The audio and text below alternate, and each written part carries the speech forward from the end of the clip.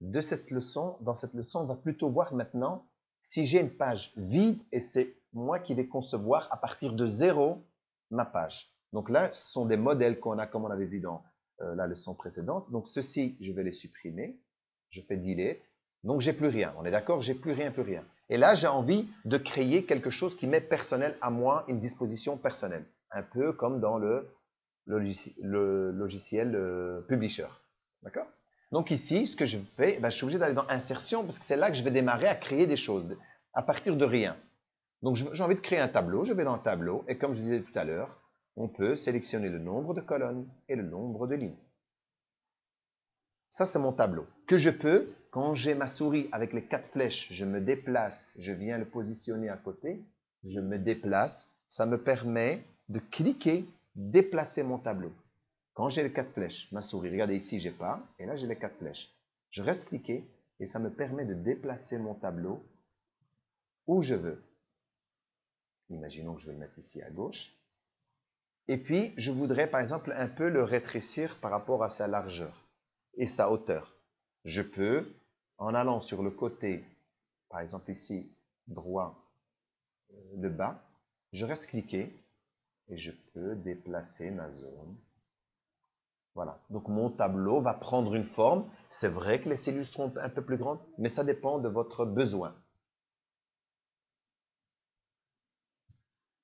Une fois que j'ai ça, sachez que quand vous avez créé un tableau, puisqu'on est dans le tableau ici, après on verra les autres options, quand je clique dessus, automatiquement, je ne suis plus dans la zone insertion comme tout à l'heure, ici au-dessus. Il s'est mis automatiquement dans une zone qu'on appelle création, dans ce cas-ci. Voilà, il s'est mis dans la zone création. La zone création me permet de modifier ce tableau. Regardez, si je clique à l'extérieur du tableau, je sors du mode création. Je reviens. Regardez, même le mode création, on n'est même plus ici au-dessus dans ma barre de menu. Je suis obligé de cliquer dans le tableau. Si je clique dans le tableau, je reviens dans le mode création. Ça me permet d'apporter des modifications à ce tableau que je viens de créer. Ce tableau, forcément, ici au-dessus, on pourra écrire toutes des informations. On est d'accord? Donc maintenant, je vais d'abord montrer les modifications. Le fait de sélectionner une fois le tableau avec les 4 flèches, comme j'ai dit tout à l'heure, là, je peux choisir des modèles différents qui sont encore repris ici quand on clique sur la flèche avec des informations voilà, différentes. À vous de choisir le tableau qui vous conviendrait le mieux. Voilà, vous avez plusieurs choix là. Mais vous pouvez aussi le personnaliser. Mais vous pouvez partir de quelque chose qui est déjà là, qui va vous faire gagner du temps. D'accord? Donc voilà, ça c'est pour cette partie-là. Maintenant, si je veux écrire du texte dedans, on va marquer ici par exemple lundi, je vais à côté mardi, je tape, soit je vais avec la souris, je clique dans la zone suivante, hein. Voilà, mercredi, et ainsi de suite. Eh bien, vous allez me dire, oui, mais l'écriture, elle est petite. Eh bien, je vais l'agrandir. Donc, j'ai une possibilité. Soit je sélectionne complètement mon tableau avec mes 4 flèches comme tout à l'heure, comme ça, il est entièrement sélectionné. Je clique à l'extérieur, je reviens, j'ai ceci et je vois qu'il est entièrement sélectionné grâce à mes 4 flèches. Je reviens dans Accueil. Et dans Accueil, regardez, là, ce n'est pas grisé. Ça veut dire que je peux agrandir mon écriture. Vous avez la police d'écriture, vous pouvez choisir l'écriture que vous avez envie. Je vais prendre l'Arial par exemple. Et je vais choisir la taille. Donc, soit je clique comme ça, soit vous avez une solution d'appuyer sur le A et d'augmenter au fur et à mesure. À un moment donné, vous allez avoir par exemple mercredi qui est trop long, va se déborder vers le bas. Pourquoi? Parce que vous avez déterminé la zone dans laquelle vous voulez que le texte rentre. Maintenant, si vous voulez que l'écriture soit quand même grande comme ça, on devra manipuler le tableau, comme j'ai montré tout à l'heure, pour l'étendre dans sa largeur, comme ceci. Je clique ici en bas à droite, par exemple. Je reste cliqué, je me déplace vers la droite. Je peux le faire aussi ici. Vous voyez? Là, sur la gauche. Sur la droite. Voilà. Puis, pour ceux qui sont en dessous, c'est aussi des cellules différentes. Si j'écris, vous remarquerez que mon écriture est quand même grande. Comme j'ai sélectionné le tableau dans son entièreté tout à l'heure, j'ai mis la taille 36 pour tout le tableau. Mais si j'avais envie que les zones soient de tailles différentes, ce qui pourrait être le cas, les titres sont grands et à l'intérieur seront petits. Donc, on va marquer ici repas. Voilà. Par exemple, ici, sport. Et ici, sortie, par exemple. Voilà. Eh bien, je sélectionne ceci. Vous voyez ma souris, comment elle fait? Il faut toujours observer la souris quand elle change de forme. Pourquoi? Ça veut dire qu'on peut faire des choses différentes. Si je vais là, j'ai un pointeur. Enfin non, j'ai comme un i. Ça veut dire que c'est pour cliquer et pour rester à l'intérieur de cette zone. Si je vais plus à gauche, regardez, j'ai une petite flèche noire. Ce n'est pas pour rien. Si je clique une fois, elle me sélectionne la cellule dans laquelle je suis. Si je double-clique, il me sélectionne le mot. Si maintenant, je vais là, regardez ma flèche qui est à l'extérieur, pointée horizontalement, vous avez compris ce qu'elle va faire. C'est qu'elle va prendre la ligne. J'ai toute la ligne qui peut être modifiée en taille. Parce que dans le tableau, vous pourrez choisir le grand titre plus grand, puis en dessous un peu moins, puis en dessous un peu plus, peut-être pour des raisons personnelles par rapport à la création de votre PowerPoint. Et le fait d'avoir fait ça maintenant, regardez là, je peux diminuer, agrandir. Ça veut dire que ce n'est pas centré, c'est pas... Eh bien, je suis toujours dans Accueil. J'ai ici la taille et en bas, j'ai Centré. D'accord? Après, vous pouvez mettre en gras, vous pouvez italique. Ça, c'est le même que dans le Microsoft Office Word. En gras, avec un relief, c'est-à-dire avec une petite ombre derrière. Et ainsi de suite. Donc ici, vous avez pas mal de paramètres, de réglages que vous pouvez effectuer. Et là, regardez ce fameux, quand je vais tout en haut, tout au-dessus, je remarque que j'ai encore création pour mon tableau de création, mais j'ai quelque chose d'autre qui s'est rajouté.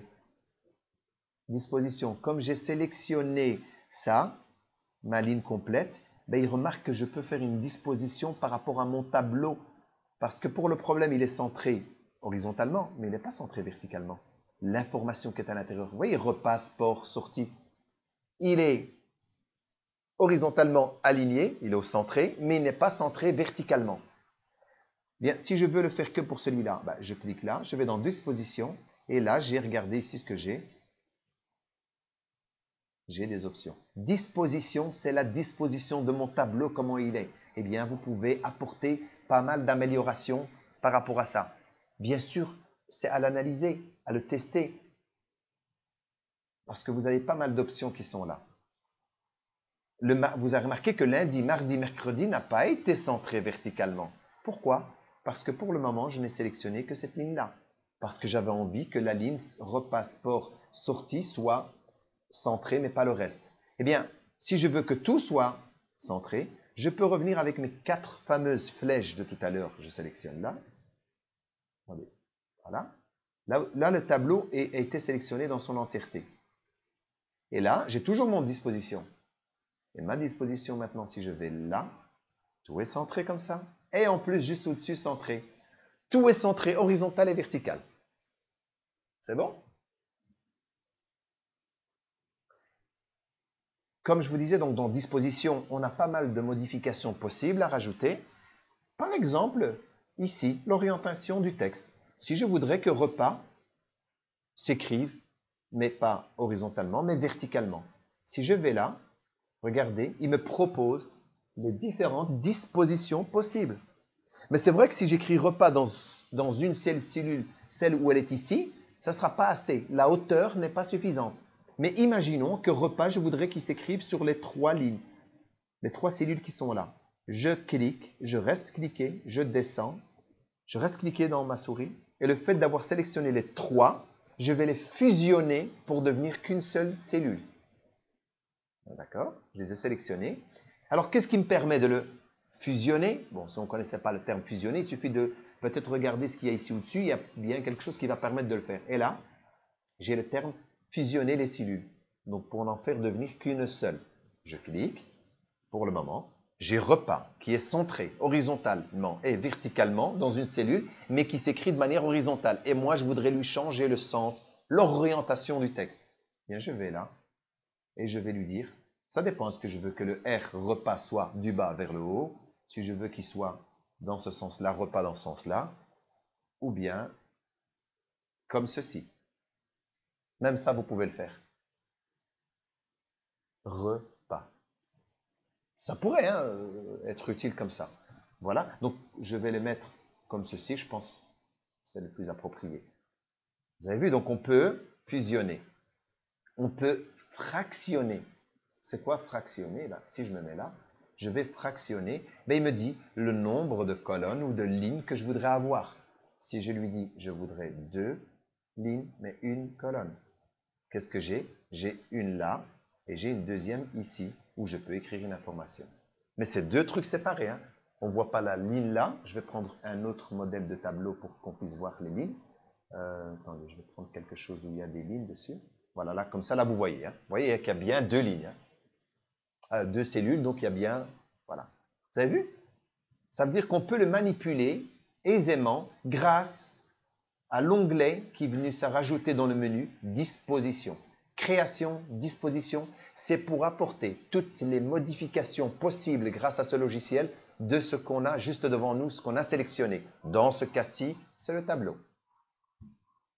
D'accord? Ce tableau peut bien sûr être avec les 4 flèches pointées avec la souris là. Vous pouvez déplacer, le positionner là où vous avez envie. D'accord?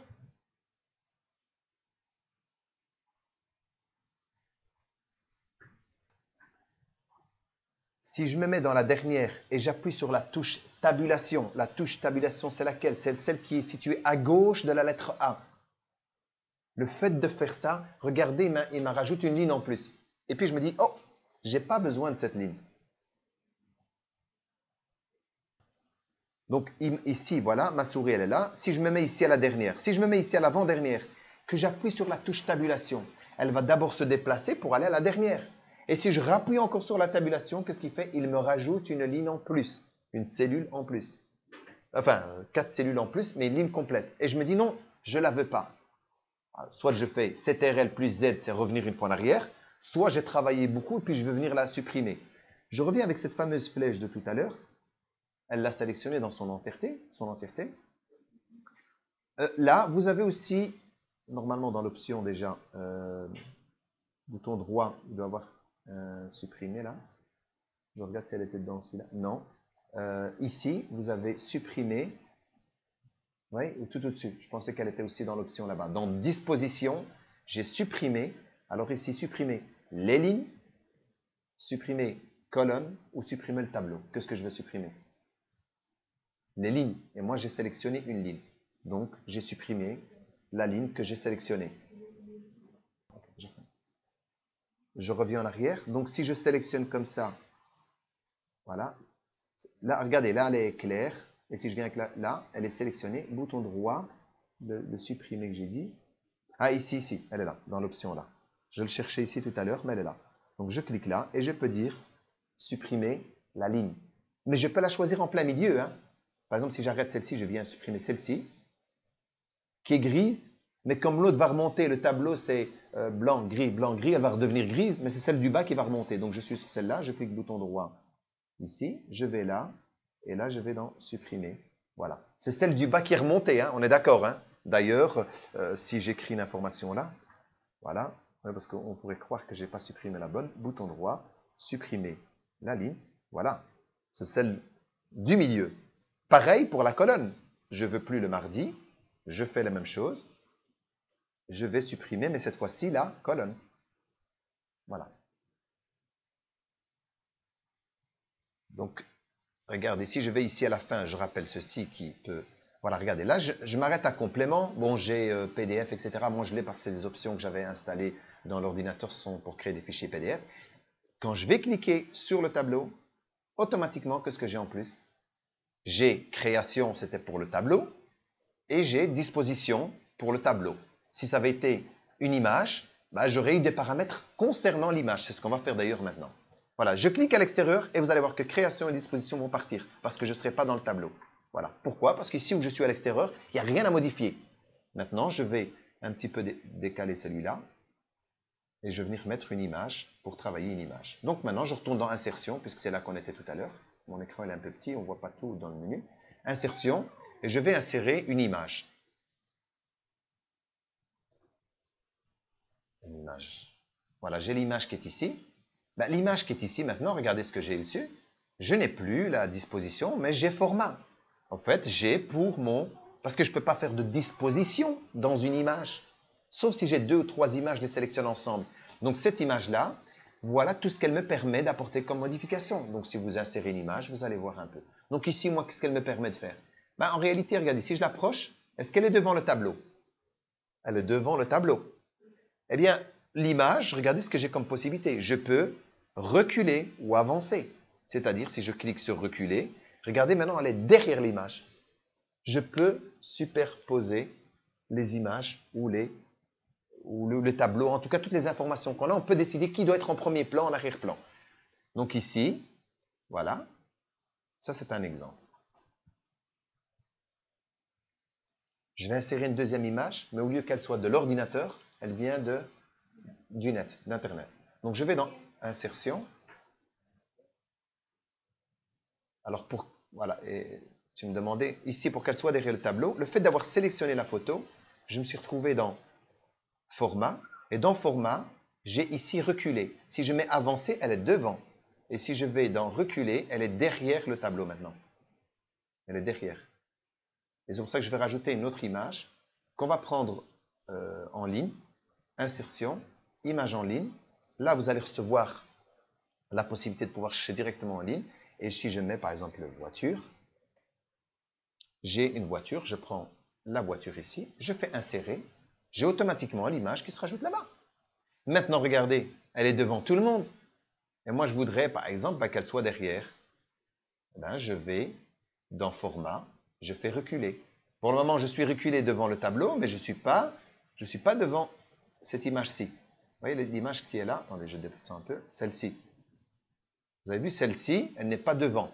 Si je voudrais que la pièce ici soit devant, ben je vais devant, je vais ici, je fais avancer. Vous avez la possibilité de cliquer ici, mettre en avant-plan. Voilà, vous voyez, elle est devant.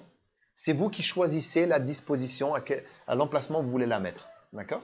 Donc ça, c'est les possibilités qu'elle vous donne ici. Notamment des effets. Par exemple, si je reprends cette fameuse voiture,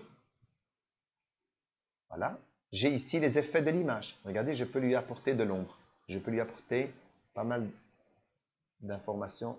Voilà, ici, par exemple, si je fais ça, ça, je ne sais pas si vous voyez la différence de l'ombre. Vous voyez, ici, derrière, il y a un petit ombrage.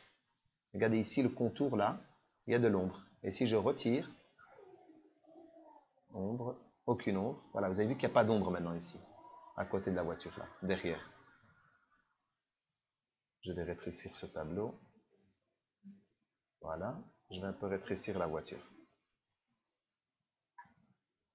D'accord? Ça, c'est les différents types de modifications qu'on peut apporter. Regardez, quand je suis à l'extérieur, je ne clique pas sur la photo. Je clique une fois sur la photo, que ce que j'ai, il vient dans Format. Ou si j'avais double-cliqué sur la photo, ça aurait été pareil. Double-clic ou clic, il vient sur la photo et il me donne tous les paramètres que je peux faire. Notamment, par exemple, celle-ci. Si je prends là, je peux venir l'habiller comme je veux. Regardez, vous voyez, c'est magnifique ça. On peut vite faire un petit tableau, vite fait, bien fait. Vous avez vu? Elles sont déjà prédéfinies, donc même pas le besoin de se fatiguer à faire quelque chose. Il suffit de prendre ce qu'il y a là et vous allez vite être créatif et mettre en place des belles choses.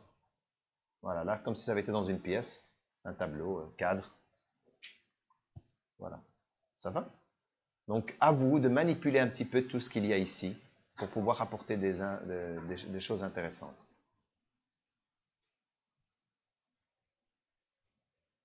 Une dernière chose ici par rapport à la photo, rogner. Je peux cliquer dans rogner et là, vous avez la possibilité de pouvoir éliminer des informations que vous n'avez pas besoin de la photo. C'est comme dans Word.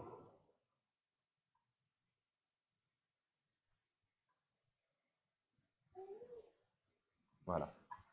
Donc, ça vous permet de rogner la photo si vous avez envie. Donc ici, je vais la remettre comme elle était. Voilà.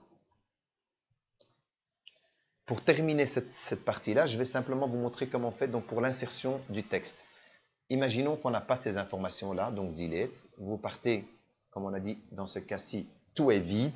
Je veux insérer du texte. Je reviens là et je vais dans insertion et là j'insère du texte, ma zone de texte. Si je voudrais qu'elle soit comme ça, là je n'ai plus qu'à mettre mon texte dedans. Mais j'ai dû ajouter une zone de texte. Pareil, si je suis ici où il y a la voiture et je voudrais rajouter un titre ici quelque part, insertion, zone de texte, je fais ça et là je marque le titre souhaité et je peux agrandir sa taille en revenant dans l'accueil et je peux agrandir la taille, le centrer, etc. Comme je vous disais tout à l'heure, le fait d'avoir là double-cliqué ici, qu'est-ce que j'ai? Je suis dans le texte, j'ai des paramètres, c'est lui qui est un peu ici en rose, ça dépend comment on le voit à l'écran. Là, quand on clique dessus, orangé, il vous donne les paramètres de réglage que vous pouvez lui apporter. Donc ça revient à ce que j'avais dit tout à l'heure, ça. Et là, je peux choisir le texte aussi, comment il peut être à l'intérieur. Voilà, comme ceci.